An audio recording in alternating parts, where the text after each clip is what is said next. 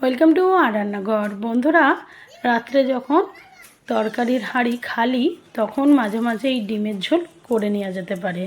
তো এই ডিমের ঝোল করতে বেশি সময় লাগবে না আর খুব তাড়াতাড়ি হয়ে যাবে, টেস্টি একটা রেসিপি। তো কী করলাম, ডিমের মধ্যে লবণ দিয়ে আমি প্রেশার কুকারে একটা সিটি দিয়ে সেদ্ধ করে নিয়েছি। ডিমের খোসা ছাড়িয়ে লবণ হলুদ লঙ্কা মাখিয়ে সর্ষের তেলে ডিমগুলো ভেজে নেব।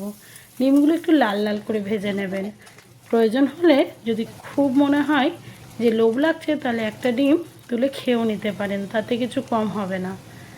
তারপর ওই সর্ষের তেলেই 1 চামচ জিরে, কিছুটা পেঁয়াজ কুচি করে কাটা, একদম পাতলা স্লাইস করে কাটা, সেই পেঁয়াজ দিয়ে জাস্ট কিছুক্ষণ ভেজে নেওয়ার পর আমি একটা টমেটো বেটে রেখেছিলাম আর দিলাম টমেটো বাটা, আদা বাটা, রসুন বাটা 1 চামচ করে।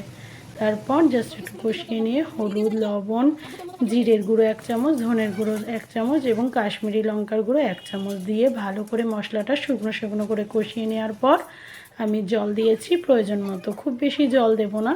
তারপর ভাজা ডিমগুলো দিয়ে ফুটিয়ে নিয়েছি, উপর থেকে দিয়ে দিয়েছি ধনেপাতা কুচি।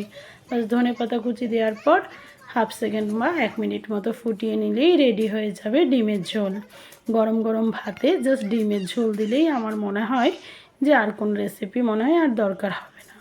এইভাবে যখন বাড়িতে কোনো তরকারি থাকবে না, রাত্রের দিকে বা দিনে বা সকালে যখন আপনাদের ইচ্ছে এরকম ডিমের ঝোল বানিয়ে নিতে পারেন।